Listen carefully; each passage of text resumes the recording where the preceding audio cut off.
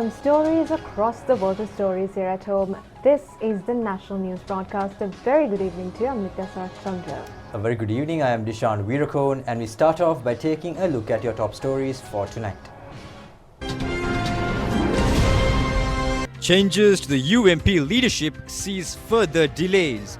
The Our People's Power Party lodges police complaints to resolve the nationalist allocation crisis. The chairman of the Presidential Task Force on Economic Restoration and Poverty Alleviation states that the two-thirds mandate should be utilized for economic development. India congratulates Sri Lanka on overcoming the COVID-19 challenge and successfully holding the general election. 61 arrests made in a police operation in Grand Pass. Minister Nama Rajapaksa states that Sri Lanka's first medicinal production village will be initiated at Hambantota. COVID-19 contracted Indian vocalist SP Balasubramaniam in critical condition. Now, in a top story for tonight, the chairman of the Presidential Task Force on Economic Restoration and Poverty Alleviation, Basil Rajapaksa, states that the two-thirds mandate should be utilized for economic development. He made this comment at a discussion with representatives of the Sri Lanka Strategies Development Services Association held at Temple Trees today. The chairman of the Presidential Task Force, Basil Rajapaksa, further stated that the people are expecting a clear change in the country's development as they have given a huge mandate for the president's vision of prosperity to be implemented. He pointed out that planning services have a huge task in this regard. Sri Lanka Strategies Development Services Association stated that they are willing to contribute to the government's plan on implementing the vision of prosperity.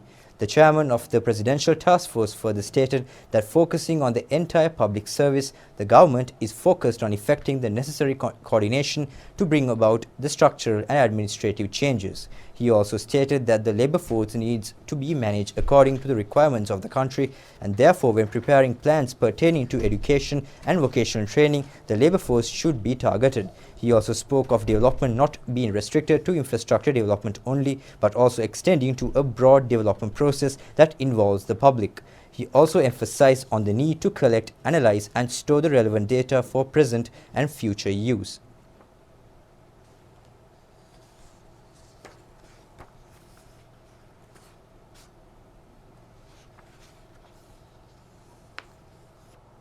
Now, the appointment of a new leader for the United National Party was decided to be accomplished within the next 6 months at a gathering held at the UMP headquarters, Sirikota, today. However, a nomination for the UMP national list slot has still not been made.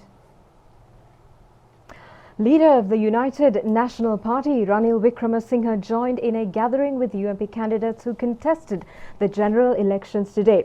Appointment of new leadership and future action plan were reportedly discussed. Speaking to media, former parliamentarian Vajira Abeyewardene said a luncheon was arranged today to thank the candidates who contested under the party throughout the island.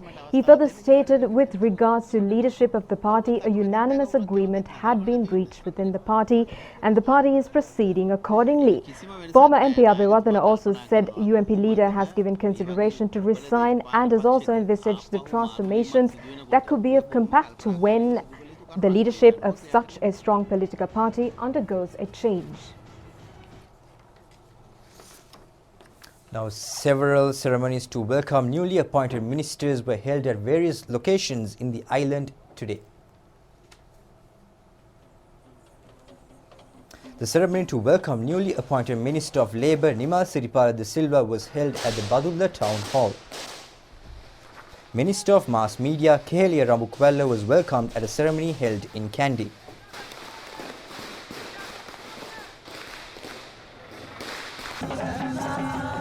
The people of Panadura organized a ceremony at Horeturuwa to welcome Minister of Ports and Shipping Rohitha Abegunawardena.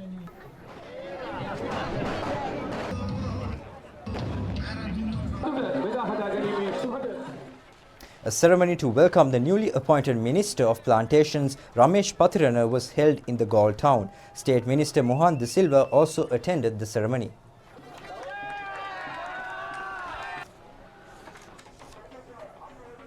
Minister of Trade Bandula Gunawardena was welcomed at a ceremony held opposite the Anagarika Dharmapal statue at Homagama.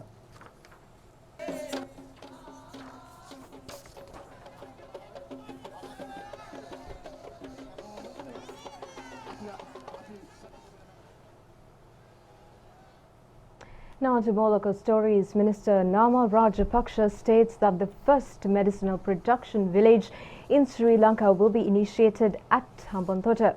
He says that the preliminary rounds of discussions in this regard have already commenced. The minister made this announcement at a rally held at the Singapore Hall at Hambantota. The rally was also attended by Minister Chamal Rajapaksa.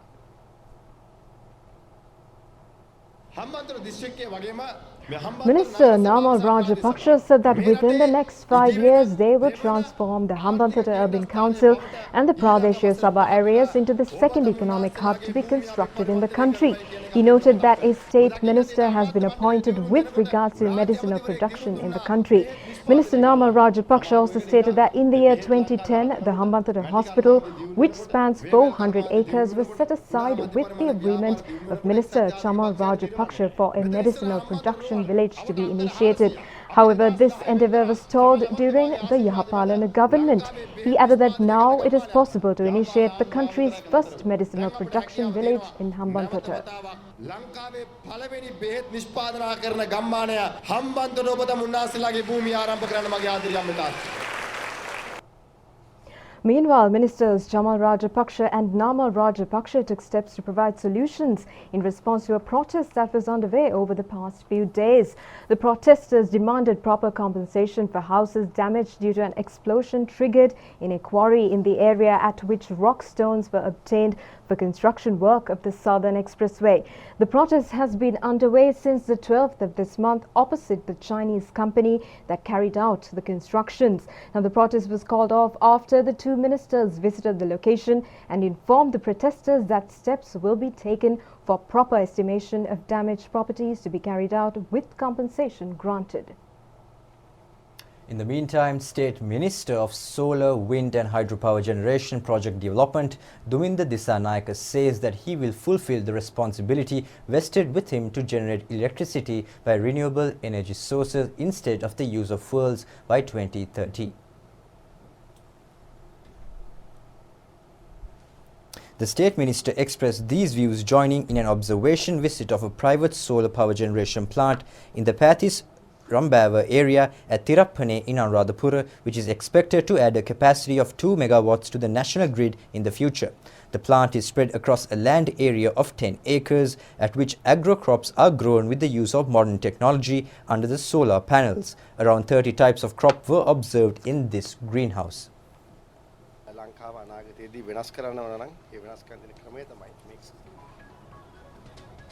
Welcome back. We move on to more local stories now. Now on to more local stories. The annual principal feast of the historic shrine of Our Lady of Maduro was celebrated this morning. The service was presided over by Bishop of Kandy Right Reverend Vianney Fernando. The principal feast of the Shrine of Our Lady of Maduro is celebrated on 15th of August every year. Due to the COVID-19 risk in the country, this year's celebrations were held with the participation of a limited number of faithful and with adherence to health and safety guidelines. The festive High Mass was attended by the Bishop, the Reverend Fathers and the Reverend Sisters.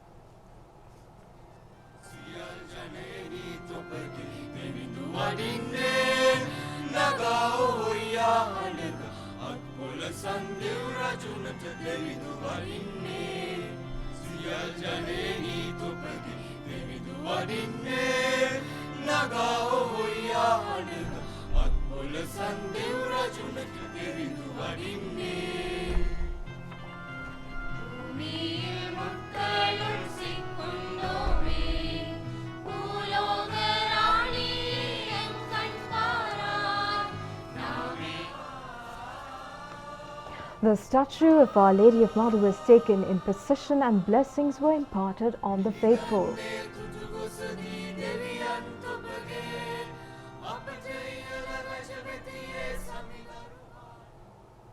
Now, the 9th Parliament of the Democratic Socialist Republic of Sri Lanka is set to convene on the 20th of this month.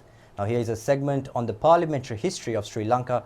Today, we look back at the first parliament that convened after 1978.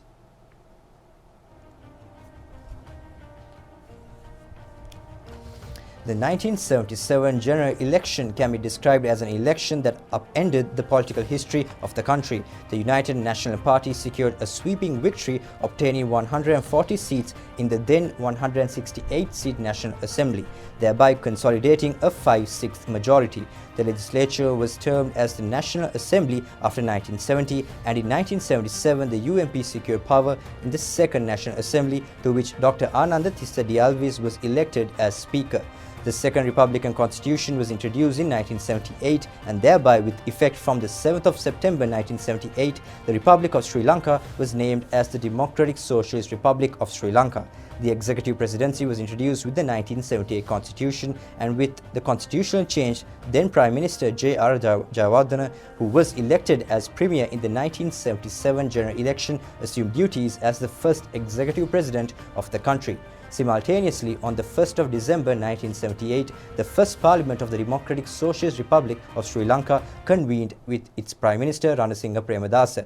The Speaker of Parliament from 1978 to 1983 was Abdul Bakir Maka, whilst from 1983 to 1989 the Speaker was E.L. Senanayaka. Significantly, the first opposition leader was A. Amrithalingam. However, as a result of over 3 months of absenteeism in Parliament due to crisis in the north, the post of opposition leader was given to Nuwara Muskelia Sri Lanka Freedom Party candidate Anura Bandaranayake. Although the term of Parliament was to end at the lapse of 6 years, the then government extended the parliamentary term through a referendum which was held in 1982.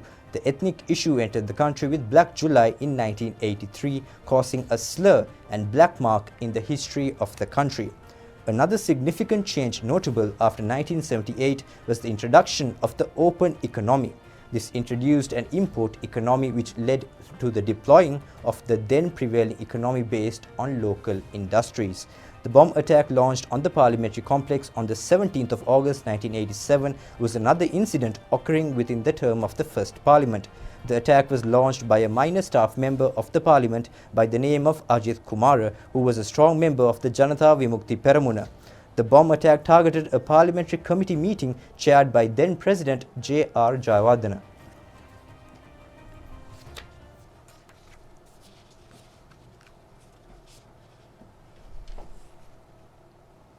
Now, the Indian High Commissioner Gopal Bagli states that India congratulates the people of Sri Lanka on overcoming the COVID-19 challenge and successfully holding the general election. Now, the Indian High Commissioner expressed these sentiments at a ceremony held in Colombo to mark the National Day of India. India celebrates its 73rd Independence Day today. The main ceremony was held at New Delhi opposite the historic Red Fort, chaired by Indian Premier Narendra Modi, who stated that the dream of every Indian national at present is to rise with strength.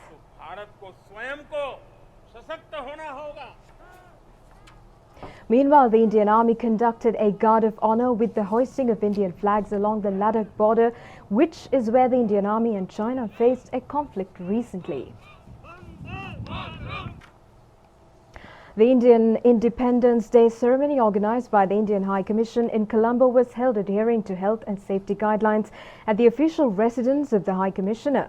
Indian High Commissioner to Sri Lanka Gopal Bagli stated that the dedication of the leaders of the two countries is at a high level in bringing about progress, peace and achieving common interests of both India and Sri Lanka. The event was made colorful with cultural items.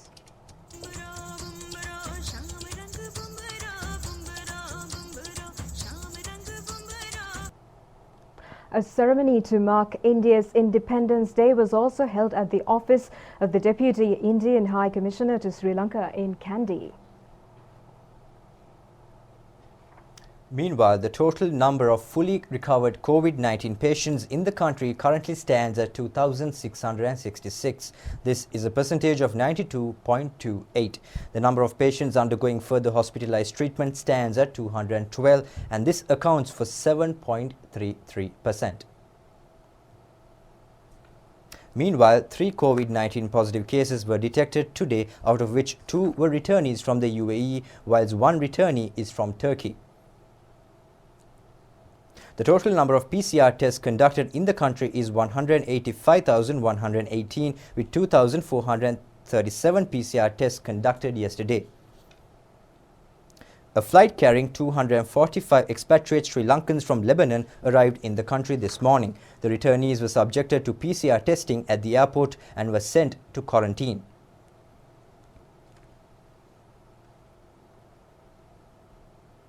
A group of 293 returnees from Oman arrived in the island yesterday. They were also subjected to PCR testing and sent to quarantine.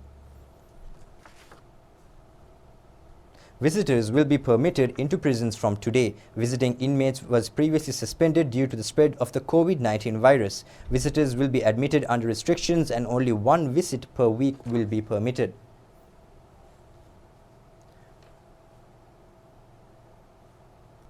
Now moving back onto local stories, police personnel of the Colombo North Police Division together with the Police Special Task Force conducted a special surveillance operation in the Grand Pass area yesterday. Now 33 individuals were arrested upon suspicion in the operation.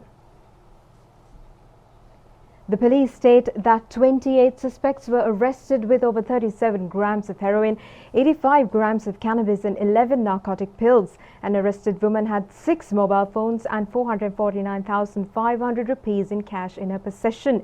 These were seized by the police. The operation was carried out from 3 p.m. to 7:30 p.m. yesterday. Meanwhile, a stock of Valapata and white sandalwood worth over 10 million rupees was attempted to be smuggled to Dubai. Was seized by the customs. It was revealed that the seized items were to be smuggled to Dubai by a resident of Korpiti under the guise of exporting fruits. 120 kilos of Valapata and 120 kilos of sandalwood were discovered. Now, we have heard much about the Kennels unit of the Sri Lanka Police. The canines are famed for being major players in uncovering mysterious facts relating to criminals. Now, today we present to you a segment on an auction which took place at the official Kennels units of the police in Kandy. 25 hounds, most of them being around 10 years of age, were placed on auction, out of which the Hound of Labrador breed was auctioned for 101,000 rupees. This dog was born on the 18th of June 2018 and was gifted to the police kennels unit. The decision to auction this hound was taken as it remained untrainable in police duties. Meanwhile, the hound by the name of Simba was given away for 50,000 rupees, whilst the hounds by the name of Rex, Reggie and Lily were auctioned for 23,000, 17,500 and 16,000 rupees respectively. The lowest selling price of 1,100 rupees was observed in the sale of the hound by the name of Heroes. The police department received 315,800 rupees as proceeds of the auction, at which several sleuth hounds that cannot be deployed in the service further due to aging were purchased. Rosie, which was the sleuth hound that assisted in tracing criminals and cannabis smugglers in the Trincomalee area, was also amongst the hounds auctioned. Bumper, Nirosh and Aja, which were the hounds deployed in operations to track criminals and seize narcotics in the southern province, and Jesse, Sissy and Rex, which were the sleuth hounds trained in detecting explosives, were also amongst the hounds placed on auction.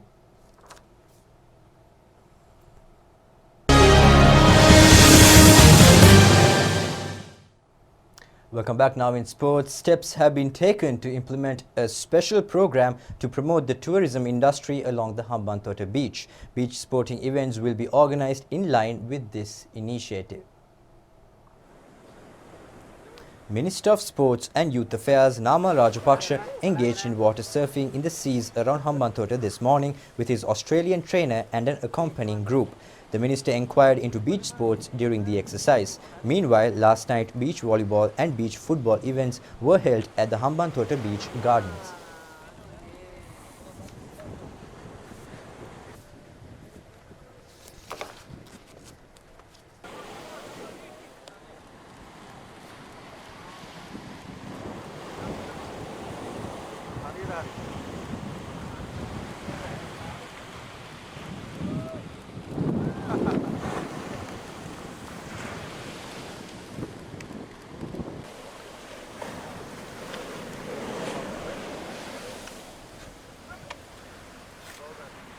And that's a wrap of tonight's Primetime News, and until we meet again next time, do take care and good night. Good night.